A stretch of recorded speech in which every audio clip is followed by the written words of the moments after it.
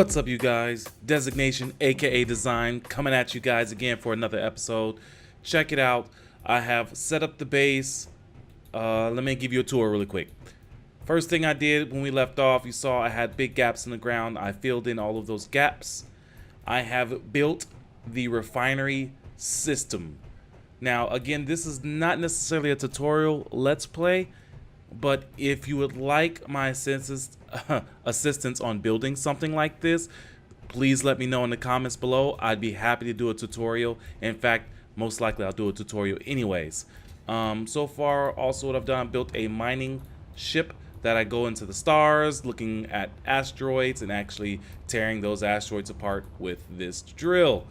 And you can see it's here with a connector that sends all of its materials down into this large container, in which this large container secretly has a pipe going down on the ground and comes back up to all of these refineries. These refineries then do all of the processing of all of the materials and then send all of the ingots into the large container back again. The large container then supplies the assembler with the ability to create materials from those ingots. Once those materials are created, they are sent right back into the large storage container, and which you can see here. I go over to this control panel.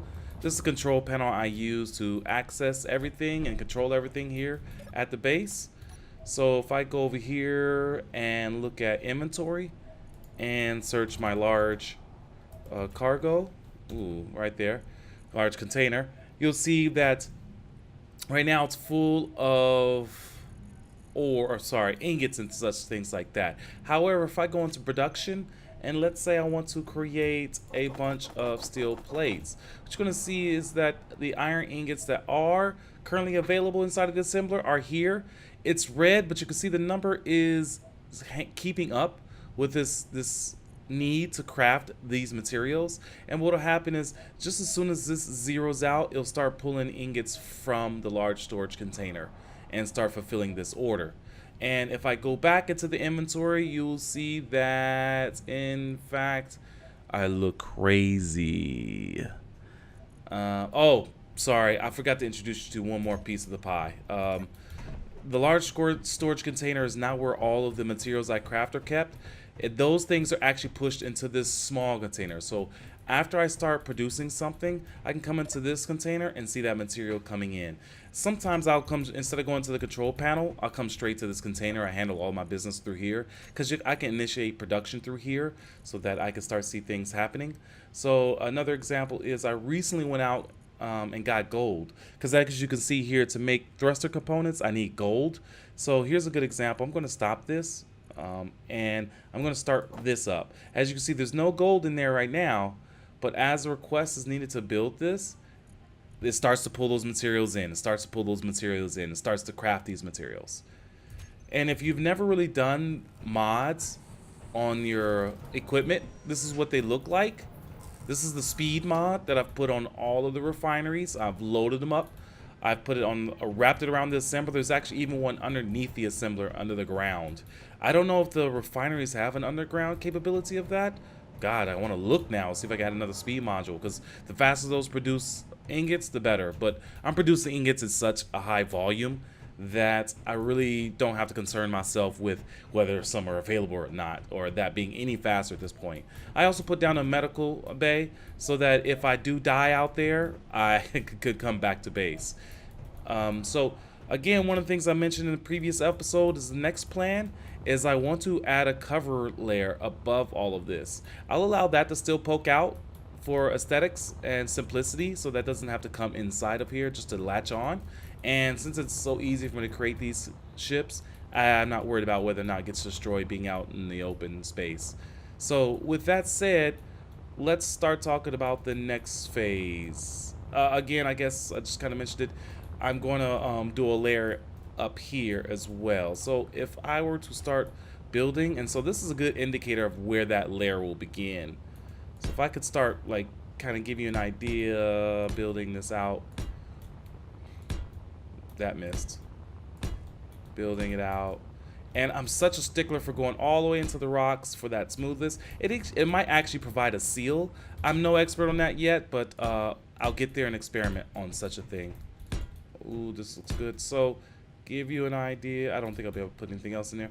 So this is where the layer is going to go here. Now I'm not going to really fill this in because I have to do measurements on where this ship is going to take off and land into.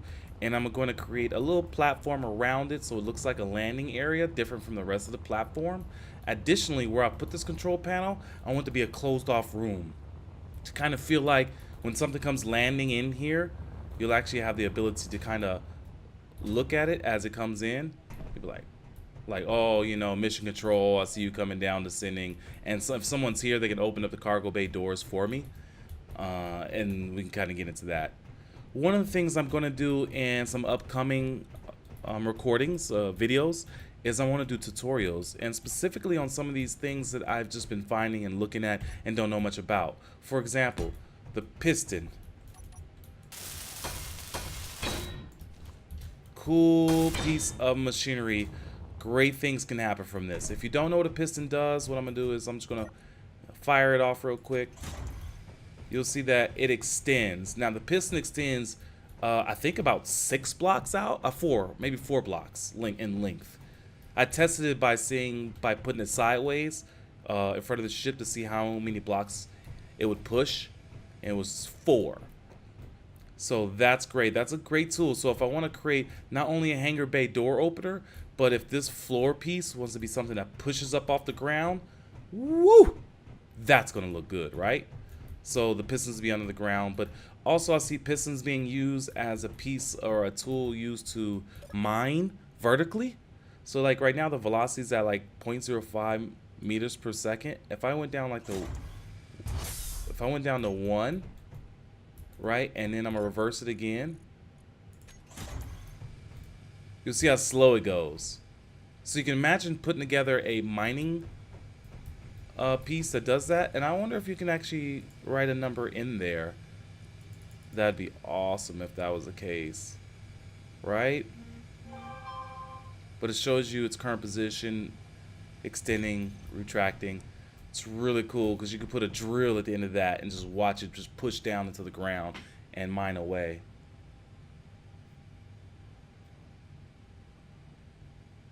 So that's awesome. That's awesome. The next thing I want to talk about is the rotor. Now this one gave me a little trouble for a second because I couldn't understand what to do with it.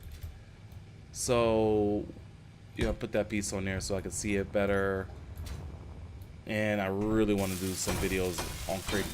I'm showing you these things because I'm going to be creating stuff around this. Actually, I don't know if I really needed that piece right there, but if I can run over here. Now, that took a while to come down. If I run over here and find the rotor in the control panel, rotor, I can actually see right now it starts its velocity at 0. If I start bringing that up and I run over here, you'll see it spinning at that velocity. So I'm going to be putting something together with this plus this during doing some drilling on the ground, so that'd be awesome. Anyways, I think that I am going to keep this video really short because I'm in an impasse right now as far as what I'm going to do, because I don't want to put too much work into this base because my end goal is really to build a base out there in space and build a very large ship. It's gonna be really difficult to, like, you know, take materials up and down to build a large ship. Otherwise, unless I just do like this massively long connector or in large storage out in space, which would be ridiculously time consuming. So let's cut it off here. Like and subscribe. We'll get back at it some more as I make those decisions. Just want to bring you guys an update video. Thanks so much.